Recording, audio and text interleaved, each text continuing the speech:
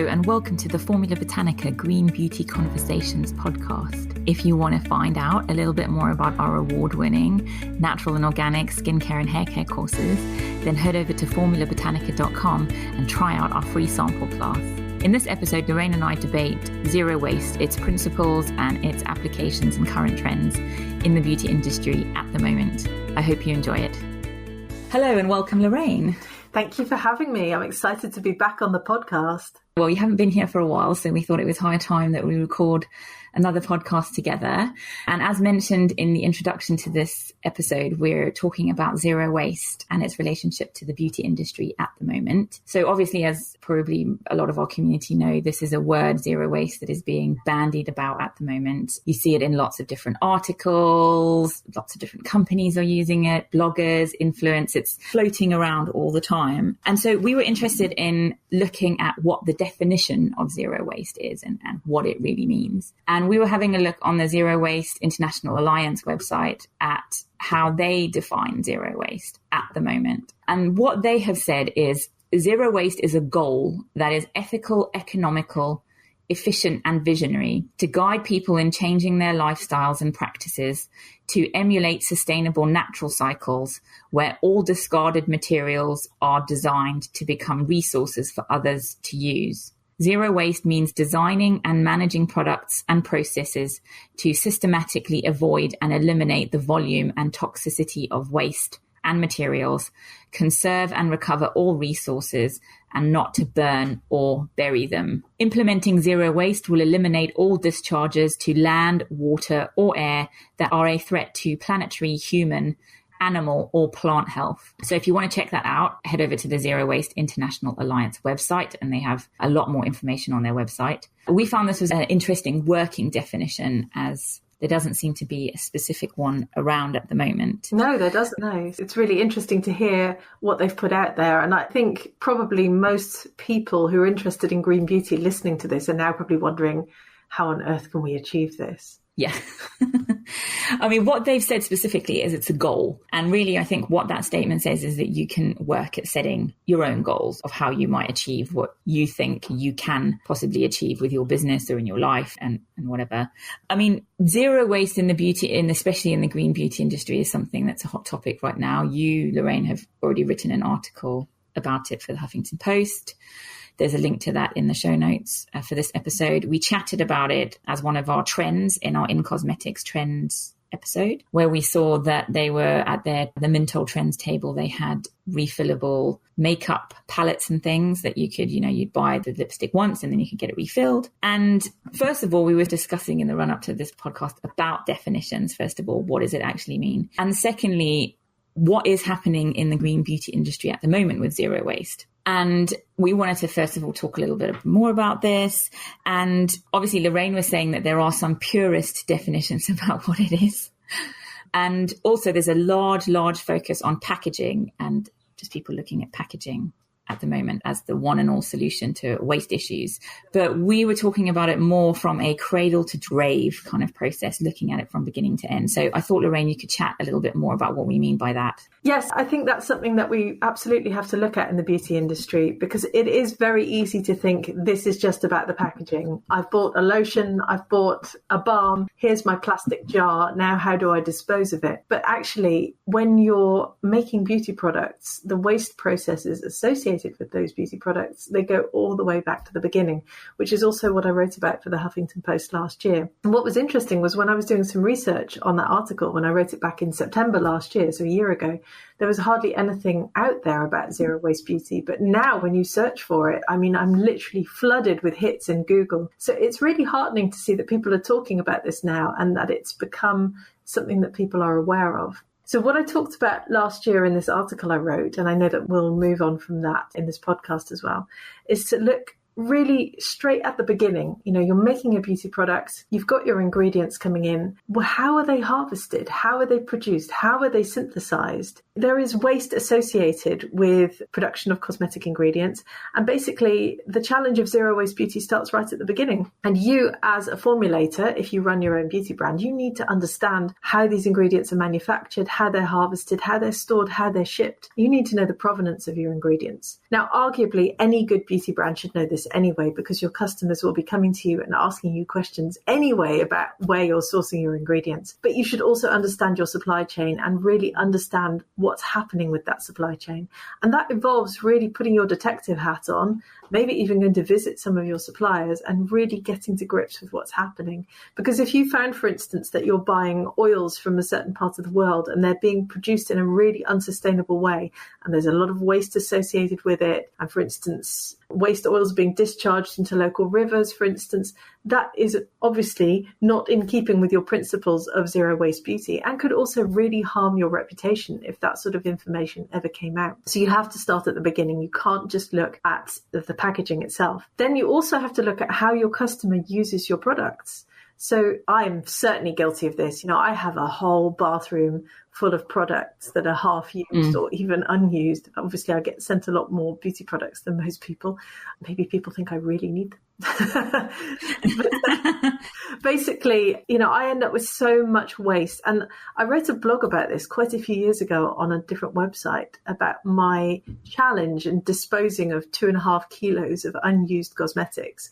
And I poured them all into one bowl and it looked just disgusting. I was finding old sunscreens, old lotions, old balms, butters, everything. And you have to consider what your customers are actually doing with their products, because those are being disposed of as well. And a lot of countries don't have the disposal mechanism set up in order to deal with your waste lotions when they've gone off, for instance. I mean, I've just moved house, for instance. I have a whole box of nail polishes. I don't know what to do with them. I need to go and visit the local waste disposal facilities and say, basically, what do I do with my nail polishes? And they may not know either. So, just try and minimize the amount of product you're also putting out there into the world. And then the final thing is, besides packaging, obviously, is think about manufacturing.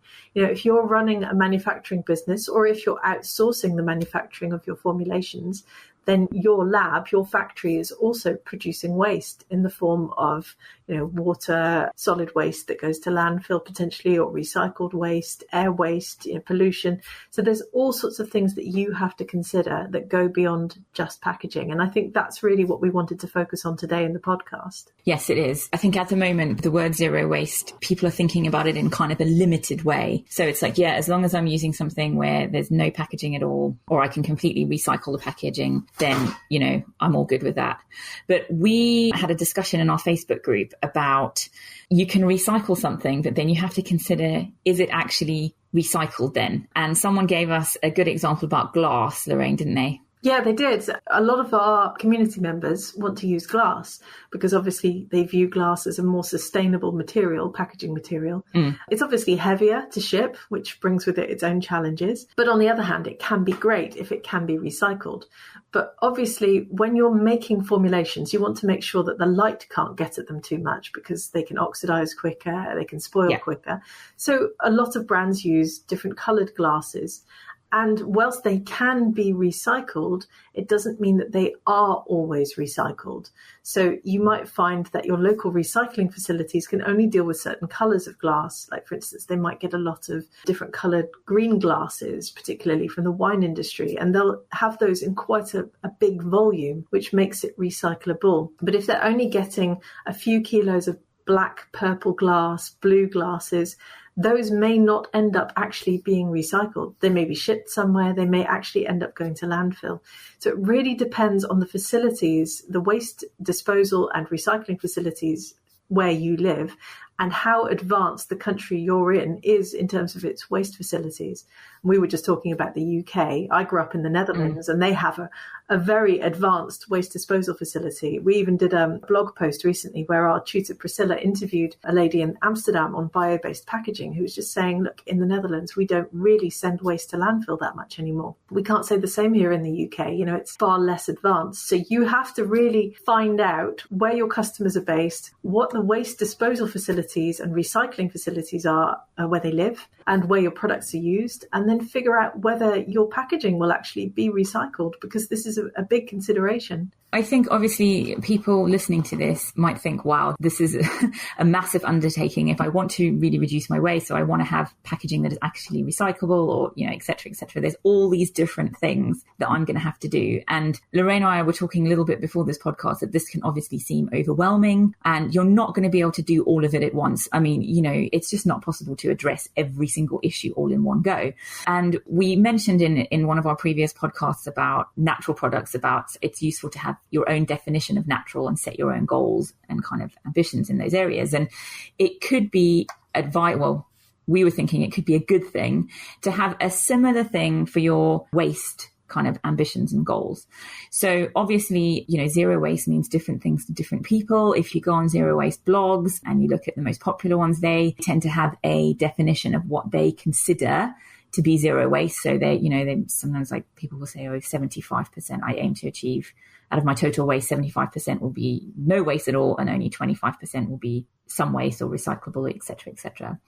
So it might be useful to set yourself some visible goals. So goals for yourself, as well as that your customers and community can see and say, this is what we are trying to do. So we know we need to have a look at how our ingredients are harvested, et cetera, et cetera. This is what we're trying to do. And by, 2025, we aim to have this done, and try and approach it methodically and step by step. And I think that we could, by implementing something like that, and if lots of people decided to do that, we could make a real headway into trying to deal with some of the waste issues we have in the beauty industry and the environmental damage that the beauty industry does contribute to. So I would highly suggest having some sort of goals or some sort of visible goals about what you might be doing to tackle some of these issues. Sorry to interrupt, Gemma. I think that most brands should have a waste management plan. Most businesses should have a waste management plan. And if you're running manufacturing facilities in particular, it's good to go for a standard like ISO 14001, where you get actual environmental management systems implemented in your business. Now, when you're manufacturing, when you're formulating, when you're developing, you have to have a good manufacturing practice plan in place anyway. And the standards set by ISO on good manufacturing for cosmetics even define waste as a core area that you have to cover. So you have to make sure that you basically you dispose of waste in a responsible manner. You follow the advice for each of your ingredients provided in its safety data sheet. You have appropriate measures in place regarding collection, transportation, storage, disposal of waste, labels, everything. So basically, what your opportunity here is to say, I have to do this anyway because it's part of my good manufacturing practice. How can I take this one step further and turn it into a goal, a sustainability goal for me, my brand, and my customers, to make sure that I'm sending less waste to landfill, I'm recycling more, I'm basically leading to less waste being produced overall. And I think it could only benefit you as a brand owner and your customers. Indeed, I completely agree.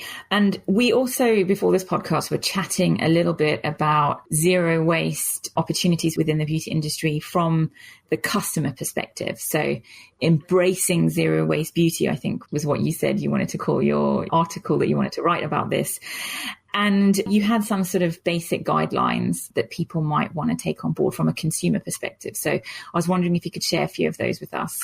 Yeah, absolutely. So really and truly, you should run through the waste hierarchy. I don't know if you've ever heard of this, but it's basically a hierarchy that sets out how you should be treating waste. And the top of the waste hierarchy always comes down to prevention and minimizing your use. And the same goes with your beauty products. So I think, although this is sort of counterintuitive coming from a school that teaches people how to formulate, ultimately it is a good idea for people to use fewer beauty products. And it's very easy to fall into this trap of these beauty regimes that say there are 10 steps you must follow every night, where you cleanse, exfoliate, tone, treat, mask, moisturize, protect. But realistically, we advocate going simple. We say simplicity is better, not only in the products you make, but also in the products you use and how you use them on your skin, because realistically, your skin doesn't need these dozens of potions and lotions applied to it on a daily basis. So you can still achieve good results with fewer beauty products. and by using less beauty products as well. So this is where, as a brand, you can provide smaller amounts, smaller dosages, but as a consumer, you can also buy smaller packaging so that you basically say, this is all I'm going to use, which means I'm not going to have to pour it down the drain when I'm finished, which means I'm not going to end up with half a litre of oil. As I said, we just moved house. I mean, we had to make multiple trips to the dump with just all these oils that had gone off because I get sent so many, and I felt really wasteful putting them all out there. But my skin just isn't, I just don't have enough of it to apply all this stuff to it.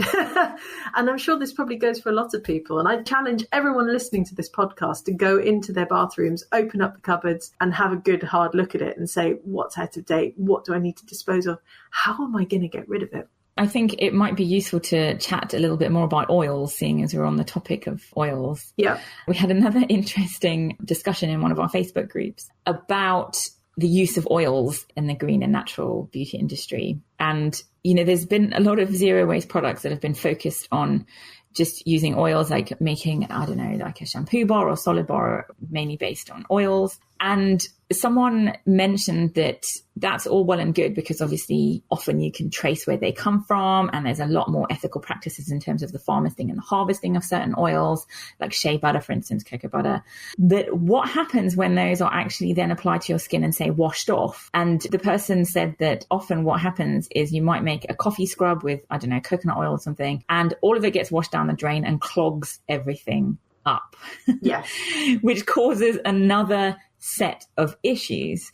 And this is why I think the topic of zero waste is so complicated, because you're going to have to probably compromise somewhere. Yep. And maybe not achieve something that's absolutely perfect, because so many people will say, yeah, but oils, I mean, come on, you're supporting often farmers in third world countries.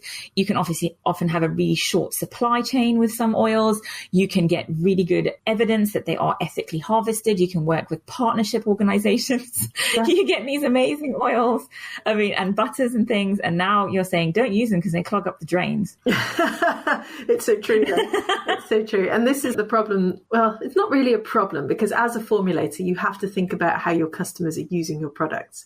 I mean, if you're making a 50 ml facial serum and you know that people are going to just apply a few drops every night and just gently massage it into their facial skin, fine. But if you're making a shampoo oil or a cleansing oil or something that you know people will apply in large amounts, then you really have to think about how it's going to actually be washed down the drains. And this is why, of course, most shampoos consist of, you know, anywhere up to 90% water, because ultimately they will just flow straight down the drains. And it's very tempting to say my conditioner is really heavily nourishing and moisturizing on the hair.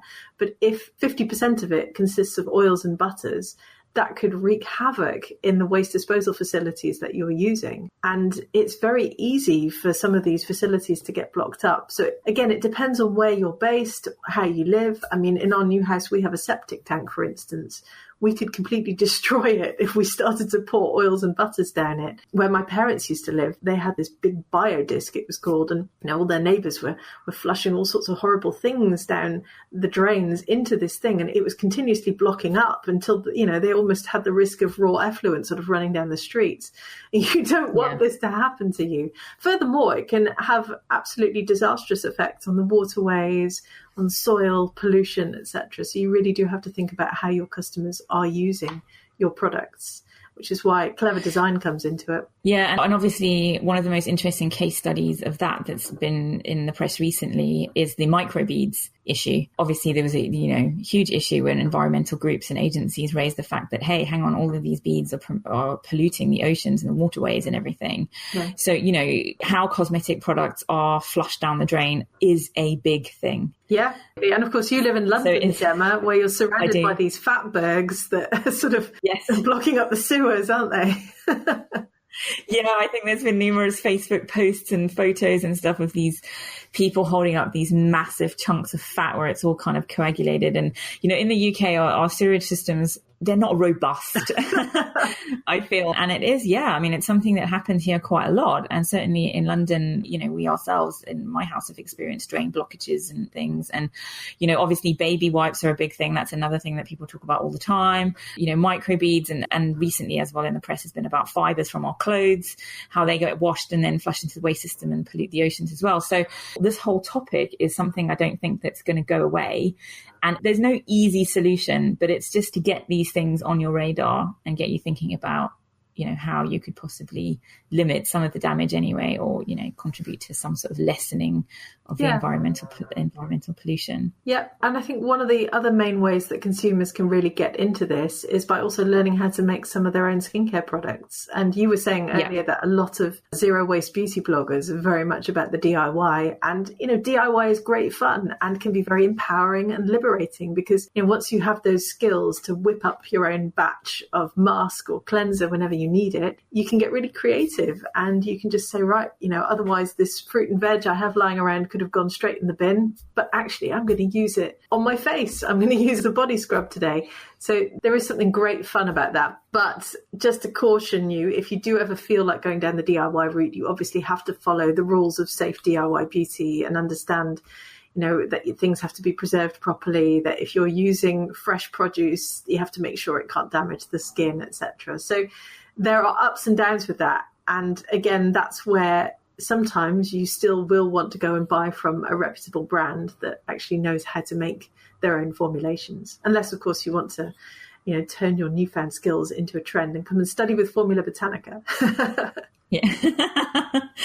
And then I think we were talking about trying to use less packaging. Yes, absolutely. And packaging does play a huge role in the sustainability of the beauty industry. Now, luckily, there are a lot of people going down the zero packaging route now. So we're seeing a lot of solid lotion bars, scrub bars, shampoo bars, conditioner bars. Uh-huh. They're great fun and they can be extremely helpful when you're traveling. They can be great for, just using around the house without needing all these plastic bottles. Because let's be fair, you will always use a plastic shampoo bottle in the shower rather than a glass shampoo bottle, because what happens if you drop it? Could be disastrous, right? It's fantastic to see this trend towards zero waste beauty product or no packaging beauty products. But at the end of the day, people are still going to want their high performance serums, their lotions, their shampoos, etc., that aren't necessarily in solid form. So the beauty industry will still always be providing these other products. And that's where we have to have a dose of reality, because we're not just going to phase out everything in the beauty industry with only solid products, however fantastic that might be from an environmental and sustainability perspective. So that's where obviously all these other components come in, which ties back to what you were saying right at the beginning of the podcast, Gemma, which is that a brand should have its own goals. If you want to say, I'm not going to send any waste to landfill this year, or 100% of my packaging has come from recycled sources and is recyclable, or my manufacturing processes use 100% renewable energy, then that is a great way of taking one step closer to being zero waste. And I think that's what every brand should be looking at. And interestingly, at a Cosmetic Executive Women event a couple of months ago, I was speaking to a packaging provider, and they said that the packaging industry, it's a tricky time for them because they often want to provide solutions and they're looking at different innovations in packaging, in terms of biodegradable packaging, et cetera, et cetera. But they were saying that the challenging for them is that certain products won't work or are not safe in certain types of packaging. For some products, they do not have alternatives available at the moment. And it's not to say that they won't have, it's just they're continually trying to develop things. And she was saying that they have to tread this fine line between safety and cutting down on waste. Yeah. So they're kind of treading this line at the moment where they're trying to figure stuff out. They're not quite there yet. They are continuously working at different solutions and looking at different materials. And so, yes, it's a tricky area. Yeah, for and sure. I was talking to one of our students last week who's got this amazing packaging that's come from sort of wood chip fiber resources, these wonderful jars, these Finnish companies she's working with. And so she's very specifically said, I'm not going to have an outer carton around my jar. It's amazing, it's sustainable, and I don't want to contribute to more waste. But you just know that from a branding perspective, most retailers and most high-end retailers and outlets will want brands that really sort of jump off the shelves in terms of packaging. So that's a big challenge for brands as well, because they have to change mindsets amongst consumers, who then have to change mindsets amongst retailers, so that people actually don't want all this superfluous extra packaging as well, because it becomes part of the ritual, doesn't it? You go into a shop, you buy this beautiful lotion, it comes in this beautiful carton and box and wrapping, and you feel like you've really treated yourself. But at the end of the day, you don't do anything with it. And that's where we will have to change our mindsets as well. I think packaging will be one of the biggest mindset changes for the beauty community as a whole. And it's going to be interesting to see what happens over the next 5 years with that, as consumers are pushing for more and more brands to, you know, take ownership of waste issues and to be transparent about what they're doing with packaging, with sourcing ingredients. You know, the consumers are demanding more and more information. And obviously, if there is a drive amongst consumers for sustainable packaging, then retailers at some point are going to have to, you know, and people who work in the branding industry are going to have to kind of figure out how they can work that into their, you know, larger agendas, into their kind of marketing and retail plans and everything. So it's going to be interesting, because I mean, if you go into like a large retailer now, I mean, that most of the brands have outer packaging. Yeah, it's so true. Yeah, at the end of the day, we only have one planet, right? We can't fill it up with beauty and cosmetic packaging. So I think as a community, as an industry, we have a big role to play in that. And I'm heartened to see all these indie brands talking about it, all these beauty bloggers talking about it. I now want to see the big brands starting to embrace this a bit more as well. So hopefully the grassroots, you know, the Formula Botanica community and everyone around us can start to change hearts and minds. Hopefully it will filter up the food chain to the big guys at the top. Yeah, hopefully. Well, I think that's about all we have time for today, Lorraine. Yeah. Thank you so much for coming on and joining me, and for another interesting debate. Thank you very much for having me. I love all of our podcasts, and I hope you guys do too. Bye. Thanks so much for joining Lorraine and I on this Zero Waste podcast. I hope you found it helpful and informative, and that you enjoyed the content. If you want to find out a little bit more about Formula Botanica and join in on the great Zero Waste debate, then head over to our Facebook group, Skincare Entrepreneur Mastermind, and check out the green beauty community that we've built there that discuss these sorts of issues all the time. You can also connect with us via Instagram, Twitter and Facebook at Formula Botanica, or head over to formulabotanica.com and check out our free sample class. Once again, thank you so much for listening.